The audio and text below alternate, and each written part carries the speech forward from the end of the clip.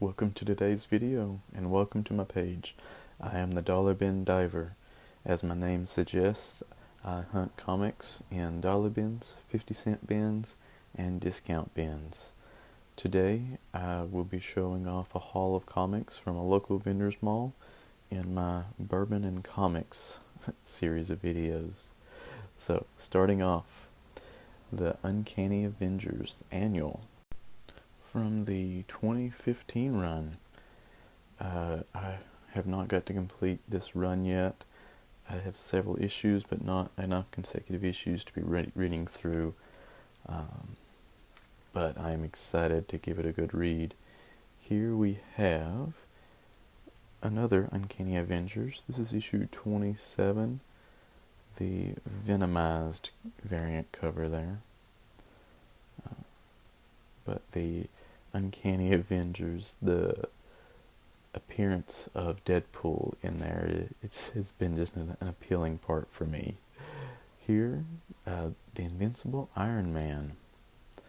As you can tell, this was a photo type cover there of Robert Downey Jr. and some of his iconic Iron Man gear from the movies. This is from I believe the Matt Fraction run, which I have been working aggressively on to complete.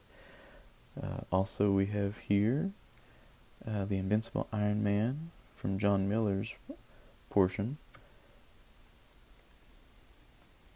and the Invincible Iron Man Disassembled. I believe, these came before, these in the 400s, and came before the Matt Fraction run. So I'm not collecting those as aggressively, but when I find them for $1 or less, I grab them. AVX Round 1.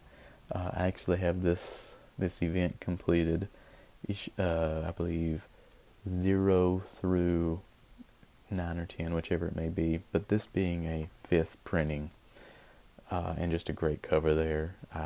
As a completionist, I just had to grab it for $1 or less, especially. So sometimes those 5th printings are more rare, so it caught my attention. But here we are, the Uncanny X-Men. And it looks like we have a Colossus cover, issue 259. And I was able to find another Uncanny X-Men, which is 279. And Colossus is back. But is he going to kill Professor X? And then, as you can tell in the corner, this is the Muir Island Saga. So I don't have many in this area of the run, so I may begin to just read these individually. But an Uncanny X-Men in the 200s for $1, I couldn't pass it up. Here we have X-Men Annual, still with the poly bag within this bag and board, as you can tell.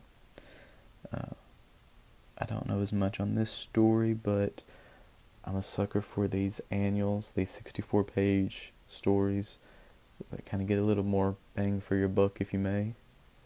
Alright, and The New Warriors, issue 27. I believe I'm getting within a dozen issues of having the 75-issue run completed, so this was nice to fill in another gap there. What is this, Speedball versus a Dark Speedball? I don't know yet. I guess I'll have to open it up and find out here soon. But before then, this is issue number 4 in a 12-issue limited series, the Saga of the Submariner. I have been collecting a lot more Submariner related comics in this last year or two, since the news of his appearance in the MCU. So that seemed like a nice story, attainable story to read, so I had to grab it for $1. And the Guardians of the Galaxy, I am also collecting, especially from the 90s run. As you see, there's issue 7 as well as issue 6, and the Shield, and To the Victor, the Shield. So some crazy little stories to happen in there. I'm excited to have that completed and get to read that story in consecutive order.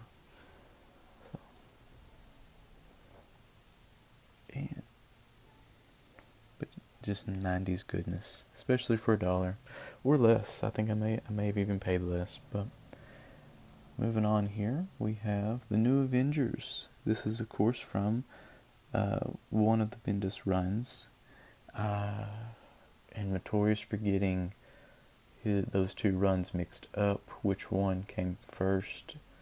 I have not got to complete enough consecutive issues on either to read a good amount of the story yet. But we're back to Avengers from this is Hickman's run, I believe issue 28. Just an awesome cover there with the Hulk stampeding through the Avengers, it looks like. I'm excited to have that run completed and read in succession. Alright, and moving on though, I believe we have here back to the Avengers. This is issue 26 from Jason Aaron's run.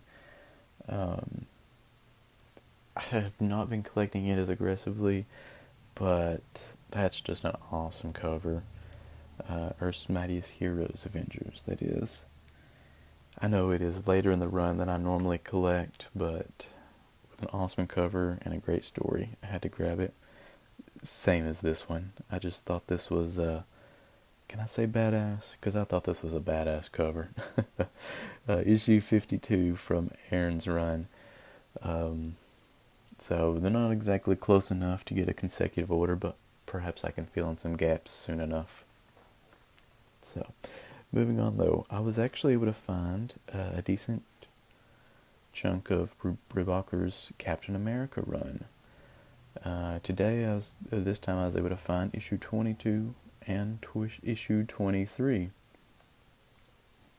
I believe this is another situation where his run starts off numerically 1 through whatever the number may be, and then returns to the legacy numbering. But finding some of these about midway early on into his run was nice to find. Hoping to get a good chunk of that run completed, get some good stories in there. Great covers there, as you saw with Bucky and Red Skull and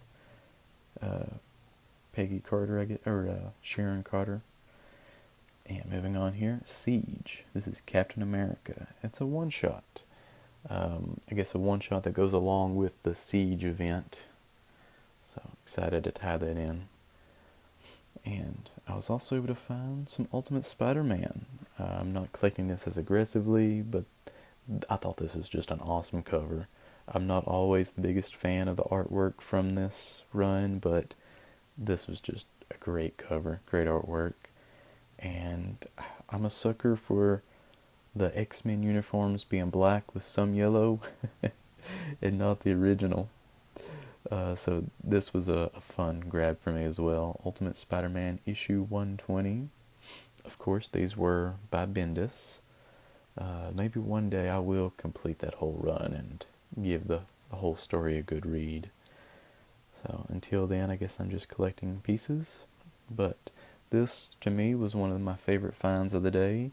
This is The Hands of Shang-Chi, Master of Kung Fu, issue 124.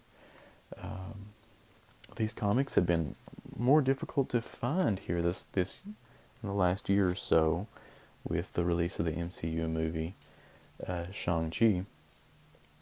Even though the story in the comics varies much from the movie, these have become hard to find, but it's always nice to find one for $1 or less, so I had to grab that.